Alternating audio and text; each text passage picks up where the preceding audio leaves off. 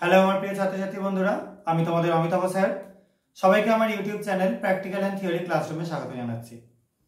আজকে তোমাদের জন্য নিয়ে এসেছি বায়োকেমিস্ট্রির একটা টেস্ট, প্রোটিনকে আইডেন্টিফাই করবার টেস্ট। এবং এখানে আমি 3টে পরীক্ষা করে দেখাবো, তোমরা ভালো মতো বুঝবার চেষ্টা করবে। যাদের নিউট্রিশন আছে, বায়োলজি আছে বা কেমিস্ট্রি আছে, তাদের সবার জন্যই কিন্তু এটা খুব কমন একটা টেস্ট।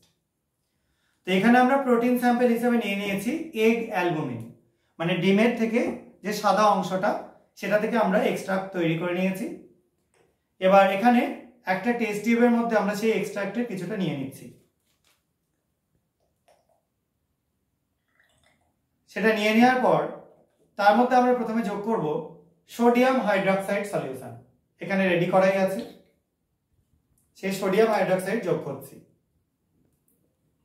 দেখো সলিউশনটা ডিজলভ হয়ে গেল পুরোপুরি, একটু সামান্য টার্বিড থাকলো, কারণ ক্ষারের মধ্যে প্রোটিন বা অ্যালকালির মধ্যে প্রোটিনটা খুব ভালো মতো ডিজলভ হয়।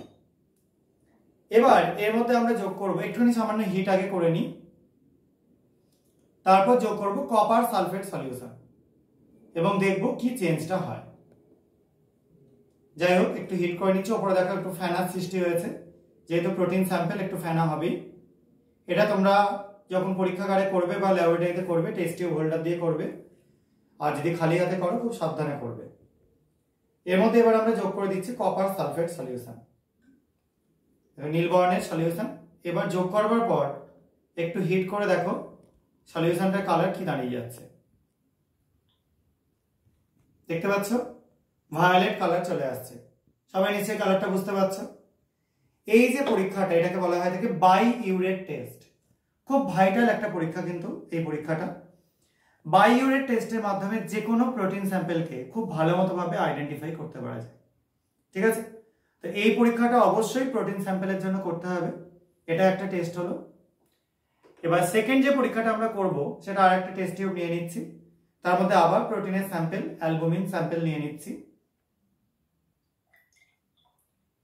এবার এই স্যাম্পলটা নিয়ে নেওয়ার পর তার মধ্যে যোগ করব কনসেন্ট্রেট নাইট্রিক অ্যাসিড,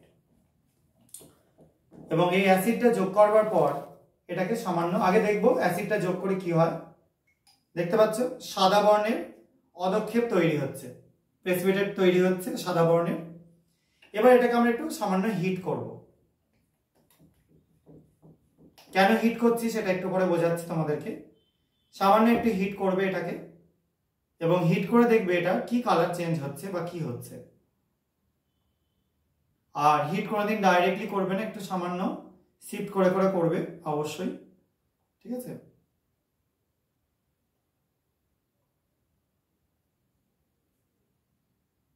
দেখো পুরো টেস্ট টিউব একদম পুরো ভর্তি হয়ে গেল।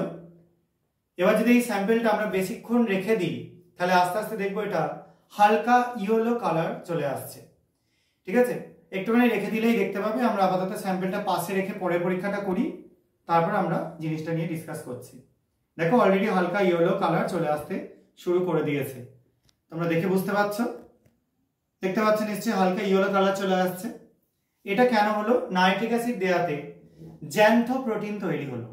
এই জ্যান্থো প্রোটিন তৈরি হওয়ার জন্য এরকম ইয়েলো কালারটা আমরা দেখতে পাচ্ছি। তাই এটাকে আমরা জ্যান্থো প্রোটিন টেস্টও বলতে পারি, যার জন্য নাইট্রিক অ্যাসিড আমাদের হাতে পড়লে হাতের স্কিনটার কালারটা ইয়েলো বা ব্রাউনিশ হয়ে যায়।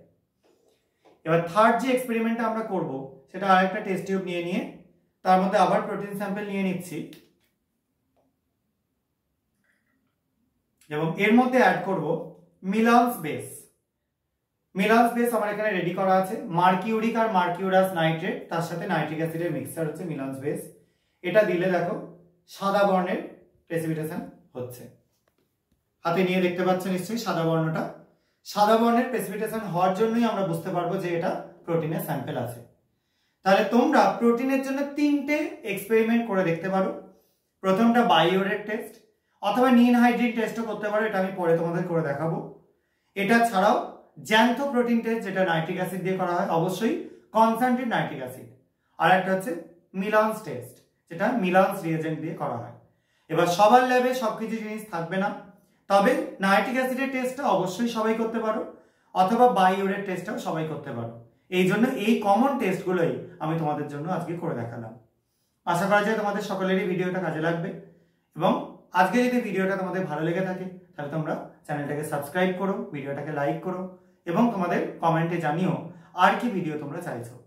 ঠিক আছে, বন্ধুদের মধ্যে শেয়ার করার চেষ্টা করো একটু। তো আজকের মতো এইটুকুনি, সবাই খুব ভালো থাকবে, সাবধানে থাকবে, বাই।